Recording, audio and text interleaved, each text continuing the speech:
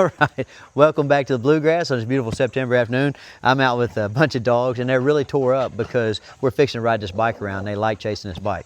Now, a few people have emailed me and they're like, Stonnie, why you been so on the electric bikes lately? Like, is that profitable to feature electric bikes on your channel? No, it's not, right? But they do send you these bikes for free and that's awesome, right? Okay, it's just somebody sent me one and no kidding, I use it every day, right? So for those of you who've been watching my channel for a long time, you know that I've got four-wheelers and side-by-sides and motorcycles, and I've been like riding that stuff around for all these years.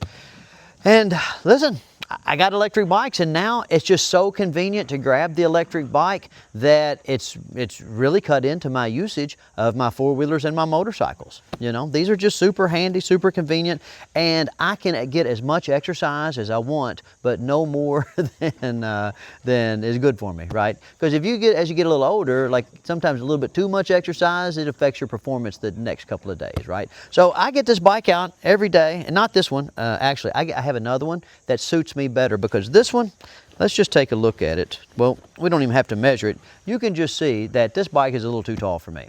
So this is a Windone E2 electric bike, and it's got a 750 watt motor, which means it goes really fast. So it's got 5 levels of pedal assist, and on level 5, I mean, this thing's trucking. I can ride it up to the grocery store and back, and like, you know, nobody even honks at me when they come up behind me because I'm going too slow, right? I mean, it really trucks. And it's really just like a regular bike, you know, it's just got a regular little Shimano gear set here. And so you can pedal it and get quite a bit of exercise. Like if you're feeling like, you know, sometimes when you're an old guy, you get up and you feel like you can really get out and do something that day.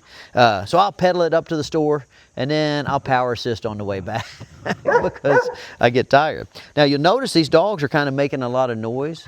Okay, that's because they get really excited when I get the bike out, you know, because it's fun and we can really get out and get to moving, and I can only walk so fast. So when I go out and we go hiking in the pre-adventure area, sometimes the dogs get a little bored and they run big circles around me. But when I'm on this, then they're like, okay, Stonnie, you lead and we'll follow.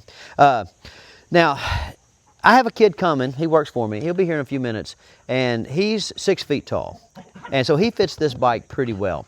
I'm only about 5'4". I'm a really small person. And so I can ride this bike, and I'm pretty decent at riding it, but it's hard for me to get on. So I have to kind of, you know, I've been doing this since I was a little kid, right? Because whenever I would ride one of my friends' bicycles, hey, come here, nerds. Whenever I'd ride one of my friends' bicycles, obviously the bikes would be kind of too tall for me. So this is kind of how a short person gets on a bike. You kind of bend it over like this, put your foot on a pedal, right? And then you start going. Now I'm just going to demonstrate how easy it is to drive this bike around in a kind of a crowded environment. So I have this Catahoula leopard dog, and he's going to get in front of me and like get all tore up because he wants to like get the bike. Okay, and I'm just going to ride around here through the Exercise with Small Challenges course and show you that even though this bike is a little too tall for me, and even though I have, you know, dogs following me around, dogs barking at me, things like that, okay, the bike is really well balanced, and the tires are so fat that like you stay really planted on the ground. When they first offered to send me one of these bikes, I'll be honest with you, I was pretty skeptical because I was thinking, well, like why does that bike have those big old tires on it, you know? But once I got to riding it around a little bit and I realized how well it stays planted and how good it does on the trails, and I can ride it in the mud, then I was like, well, man, this thing is awesome. Okay, so I'll go on out here in the yard a little bit, cameraman. We can see. Now I'm going to turn around and come back towards you for a second. Now this for me is the downside. Look at my feet. This is the story of my life right here. So I have to relocate the suspension bracket, which if you have a welder, is pretty easy to do so that my feet can touch the ground. But when Brock gets here in a minute, you'll see that at 6 feet tall with a 36-inch inseam, he can ride the bike perfectly. But notice how, like, I have no problem navigating myself around the obstacles on the Small Challenges course, and I don't have any problem like not running into the dogs. I feel like these type of bikes with these fat tires, they're just extremely controllable, okay? Now I don't know if it shows up real good on the video, but this is a pretty steep hill, the kind of hill that I couldn't, you know, pedal up if I had a regular bike. And watch, I'm just gonna go up this hill with the pedal assist only. So yeah, that just cruises right up there. So I'm going 12 miles an hour up a hill, and I can exercise this Catahoula till his heart is content, right? 8 miles, 10 miles, 12 miles an hour, and look, that Catahoula, he's not even sweating it. These other dogs will chase for a little while, but this Catahoula, he'll run with me no matter how many groups of dogs I get out to exercise. But if we're honest,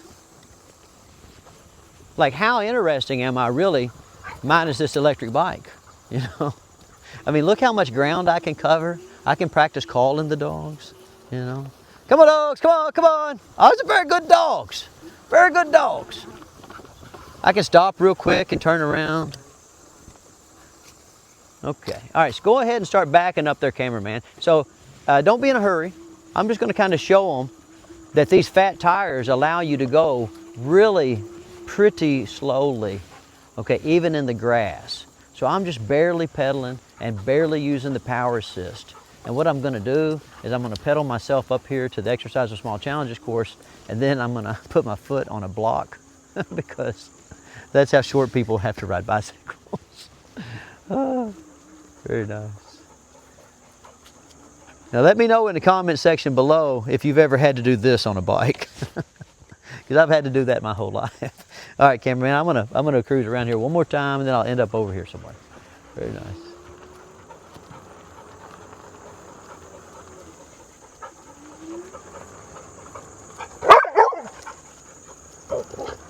But hey, I really get a kick out of getting on this bike every day, and the dogs really get a kick out of like following me around. And I let this Catahoula be a little bit rude, just because like he kind of entertains me, you know. But look, that's how easily I can ride a bike that, for all intents and purposes, is way too big for me, right? So I like the balance of this bike. I like the fact that it's got these big tires. I like the fact that I can ride it on the road and it goes fast enough that people don't get behind me and honk at me. I don't like the fact that it reminds me that I'm so short, because that's been my whole life, right? I try to go to the amusement park and I got to like stretch up to try to get on that line to get on the rides. So I'm going to take this bracket and I'm going to move it up here on the frame, and that's going to lower the seat height by about 4 inches. And you know, then this bike will be kind of awesome, you know. Now the other bike that I have, you can go watch that video. I like it for everyday use because I have a basket mounted on the back. So when I modify this bracket here, I will probably also build a small tubular rack to go on the back, so I can take stuff when I go out and go riding. Okay, so I take some retrieving items, some water, some dog snacks, things like that. Okay, but that's kind of what I think about this bike. Now we'll just take a couple of more minutes when Brock gets here, and I'll have him get on, and so that you can compare a 6 foot tall person to a 5'4" person and get a true scale of what this bike looks like. Because I know standing here next to me, it looks like it's really, really big. It's not that big. It's just that I'm pretty small. Very nice bike. All right, so this is my main man, Brock. He's a wrestler from the local high school, and he co-ops with me, so he leaves high school kind of about lunch and comes hangs out with me. But Brock is 6 feet tall. He's a lean, mean 170 pounds right now. And I think that this particular bike is the perfect size for someone Brock's size or a little larger. Okay, if you'll notice, Brock has a 36-inch inseam, and this allows him to have both feet firmly planted at all times when he stops the bike. Okay, now Brock is not a professional bike rider. He had a bike when he was a little kid. He never rides a bike, but hey, since you've been hanging out with me and fooling with these electric bikes, how bad do you want one to take to college? Pretty bad. They're fun. They're fun, right? And like, so they're useful and they're fun, and really they're pretty reasonably priced. So Brock and I are not shills for bike companies, okay? We just like playing with these bikes. So Brock is going to take this bike out in the field, and he's going to ride it with the pedal assist, and then I'm going to have him ride with I'm going to have him ride just using the throttle, okay? And you guys can see by Brock running into the dog agility equipment that he's obviously not shilling bikes for a living. Okay, hey, pedal up the hill, Brock, and then I want you to come back to us and just power assist up the hill with the throttle, and we're going to like see what you think.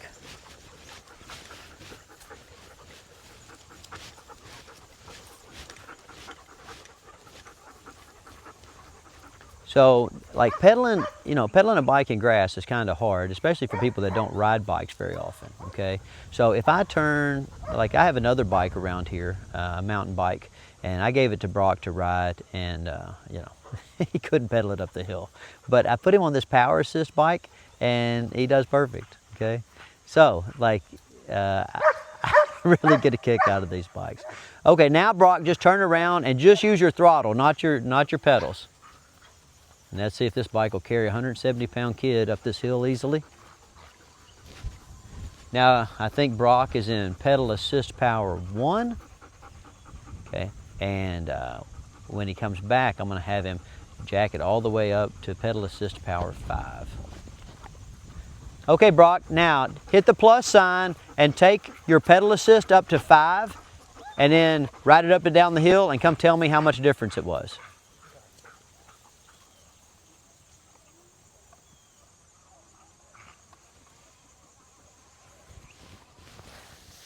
Now you can see Brock is really motoring up the hill. And here he comes back. There you go, come right to the cameraman, Brock. Don't run over that little dog. Very nice. Okay, all right, now on pedal assist 1, was it easy to get up the hill? Yeah. All right, now on pedal assist 5, which is what I ride on the road, did you feel like you could really get going? It was effortless. Effortless, right? Okay, so if somebody offered you this bike, right, to take to college, would you take it to college with you? Yeah.